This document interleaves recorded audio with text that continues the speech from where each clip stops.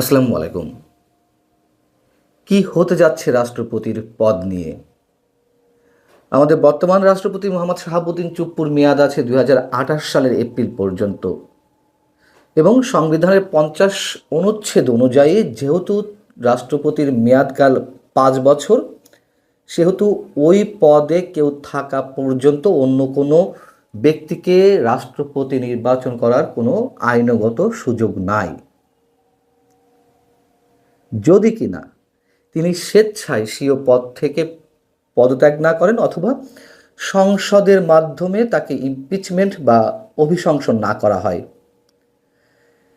কিন্তু যেহেতু বিএনপি সরকার গঠন করেছে, তার 5 বছর থাকার কোনো প্রশ্নই ওঠে না, এটুকু আমরা বলতে পারি। আর সেই জায়গা থেকে নিশ্চয়ই আমাদের মনে আছে গত ডিসেম্বরে আন্তর্জাতিক বার্তা সংস্থা রয়টার্সকে দেয়া একটি সাক্ষাৎকারে তিনি বলেছিলেন যে নির্বাচনের মাধ্যমে নতুন সরকার এলে তিনি পদত্যাগ করতে চান, তিনি আর এই পদে থাকতে চান না, তার কারণ ডক্টর মোহাম্মদ ইউনূস প্রশাসন বা সরকার তাকে যথেষ্ট পরিমাণ অপমান করে চলেছে।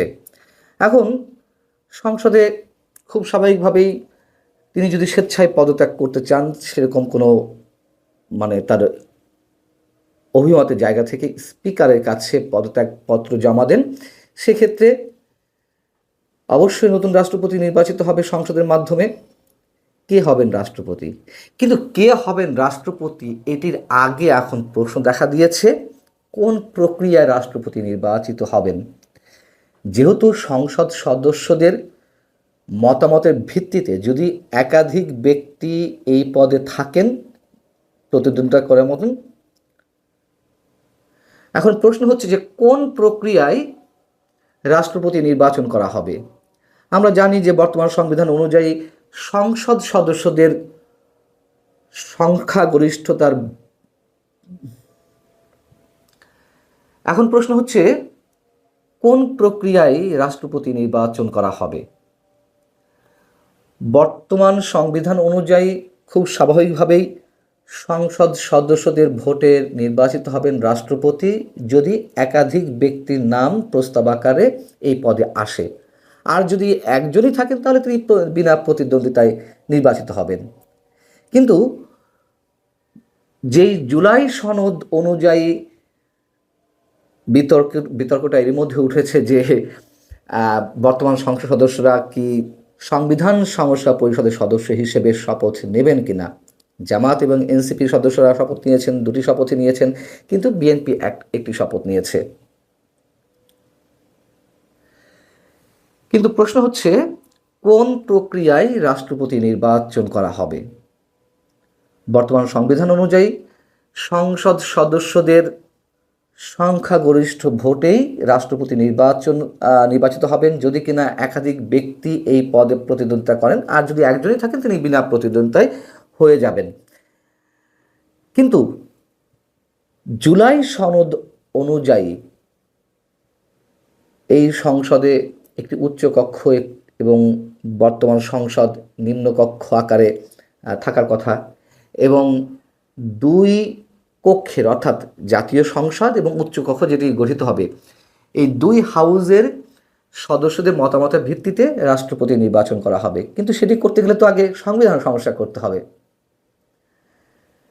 এখন এটি নিয়ে তো তুমুল বিতর্ক চলছে, এক ধরনের প্রতিযোগিতা শুরুই হয়ে গেছে। বিএনপিকে মুনাফিক বলা হচ্ছে, আর বিএনপি বলছে যে না, সংবিধান সংস্কার পরিষদের সদস্য হিসেবে শপথ নেওয়ার কোনো সুযোগ নেই, সংবিধান সংস্কার করা যেতেই পারে, সেটাতে সংখ্যাগরিষ্ঠতার ভিত্তিতে এটি করার সুযোগ রয়েছে।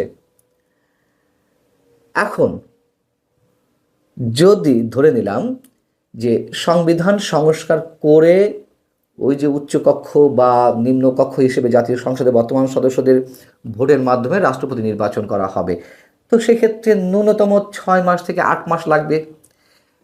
6 মাস বা 8 মাস পর্যন্ত কি রাষ্ট্রপতি মোহাম্মদ শাহাবুদ্দিন থাকবেন? আর যেহেতু বিএনপি বলছে যে ওইসব বাধ্যবাধকতার মধ্যে থাকার কোনো প্রশ্ন নেই, বর্তমান সংবিধানের আলোকেই সংবিধান সংস্কার করা যায়, তো সেক্ষেত্রে উচ্চকক্ষ নিম্নকক্ষ যদি গঠিত না হয় তাহলে বর্তমান সংসদ সদস্যদের মাধ্যমে যদি নতুন রাষ্ট্রপতি নির্বাচনের প্রসঙ্গ ওঠে, তখন এনসিপি বা জামায়াতে ইসলামী কি করবে, কি বলবে?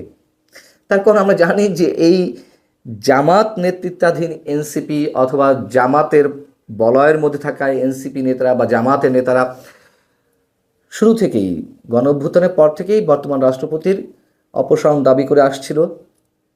সেটি নিয়ে অনেক কিছু হয়েছে, বঙ্গভবন ঘেরাও করার মতন কর্মসূচিও দেওয়া হয়েছে, ঘেরাও করা হয়েছে সেনা সদস্যদের সঙ্গে, এনসিপি নেতাদের বা আরও এই পন্থী নেতাকর্মীদের সঙ্গে সংঘর্ষও হয়েছে, সেনা সদস্যদের কেউ কেউ আহতও হয়েছিলেন।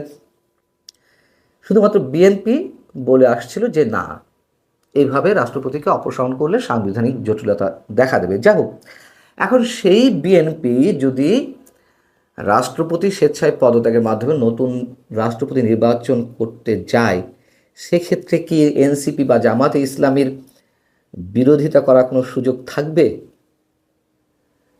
তখন বিএনপিতে বলবে যে এই রাষ্ট্রপতি তাহলে 6 মাস 8 মাস কন্টিনিউ করবে, তোমরা কি চাও যে তারা 6 মাস বা 8 মাস কন্টিনিউ করুক তিনি? অতএব গ্যারাকলে পড়ে যাচ্ছে এনসিপি এবং জামাত। কি হয় সেটি আমাদের দেখার বিষয়। এদিকে বিদায়ী প্রধান উপদেষ্টা ডক্টর মোহাম্মদ ইউনূসকে ঘিরে নানান গুঞ্জন চলছে। তিনি দেশে আছেন নাকি এরই মধ্যে দেশ ছেড়েছেন, তিনি বিদেশে পাড়ি জমিয়েছেন কিনা, অথবা ডক্টর মোহাম্মদ ইউনূসের নামও বিভিন্নভাবে রাষ্ট্রপতি পদে শোনা যাচ্ছে। একটা গুঞ্জন তো শুরু হয়েছে, বিশেষ করে বিএনপির সরকারে মন্ত্রিসভায় ডক্টর ইউনূসের উপদেষ্টা পরিষদের তুমুল বিতর্কিত যে নিরাপত্তা উপদেষ্টা ডক্টর খলিলুর রহমানের স্থান পাওয়া, সেটিকে কেন্দ্র করে মানুষের মধ্যে এক ধরনের পারসেপশন তৈরি হয়েছে যে রাষ্ট্রপতির পদেও সম্ভবত ডক্টর মোহাম্মদ ইউনূস আসতে যাচ্ছেন। আসলে কি তেমন কিছু ঘটবে? ভারতের প্রভাবশালী গণমাধ্যম এনডিটিভি তারা যেই ব্যাখ্যাটি দেওয়ার চেষ্টা করছে যে নতুন সরকার শপথ নেওয়ার প্রাক্কালে ডক্টর ইউনূসের সম্ভাব্য ভূমিকা নিয়ে জোর জল্পনা কল্পনা চলছে। নতুন সরকার চাইলে তিনি সাংবিধানিক কাঠামোর ভেতরে কোনো পদে থাকতে পারেন বা তাকে রাষ্ট্রপতি পদেও রাখতে পারেন প্রধানমন্ত্রী তারেক রহমান। মানুষের বিভিন্ন গুঞ্জনের সূত্র ধরে এই বক্তব্যটি দেওয়া হচ্ছে এবং বলা হচ্ছে যে অন্তর্বর্তী সরকারের নিরাপত্তা উপদেষ্টাকে নিয়োগের পর এই ব্যাপারটি আরও জোরদার হয়েছে সামাজিক যোগাযোগ মাধ্যমে। কিন্তু অন্যান্য সূত্রে জানা যাচ্ছে যে তিনি বাংলাদেশে কয়েক সপ্তাহ থাকার পর প্যারিস চলে যাবেন। তাই অনেক বিশ্লেষকের মতে তিনি বঙ্গভবনে যাচ্ছেন নাকি প্যারিসে উড়াল দিচ্ছেন সেটা সময় বলে দেবে। এটি এনডিটিভির বক্তব্য। বা এনডিটিভিতে তারেক রহমানের, মানে আমাদের নতুন প্রধানমন্ত্রী পররাষ্ট্র বিষয়ক যিনি উপদেষ্টা প্রতিমন্ত্রী পদমর্যাদা সম্ভবত হুমায়ুন কবির, তিনি বলছেন যে ডক্টর ইউনূস সহ কাউকে নির্দিষ্ট, তার বক্তব্যের মধ্যে একটু ঘোলাটে ভাব আছে। তিনি বলছেন ডক্টর ইউনূস সহ কাউকে নিয়ে নির্দিষ্ট কোনো পদ চূড়ান্ত করা হয়নি।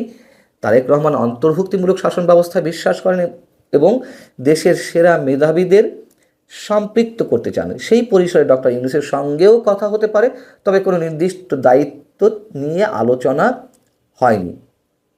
হুমায়ুন কবির আরও বলছেন, রাজনীতিতে কোনো কিছুই একেবারে অসম্ভব নয়। দেশের স্বার্থে দক্ষতা ও আন্তর্জাতিক অভিজ্ঞতা সম্পন্ন ব্যক্তিদের কাজে লাগাতে আগ্রহী তারেক রহমান। উন্নয়ন ভাবনাকে দলীয় সীমার বাইরে নিয়ে যাওয়ার পক্ষেও তিনি। তার এই বক্তব্যটি বেশ খটকা জায়গায়। তিনি বলছেন ওই ধরনের কোনো আলোচনা হয়নি, আবার বলছেন আকার ইঙ্গিতে বোঝাচ্ছেন যে তারেক রহমানের যে মানসিকতা, তাতে যে কাউকে তিনি এই পদে আনতে পারেন। যদি তাই হয়, আসলে আমরা বিস্মিত হব না, বিস্মিত হওয়ার কিছু থাকে না। তবে আমার ব্যক্তিগত যে ধারণা, তারেক রহমান সম্ভবত এই ভুলটি করবেন না।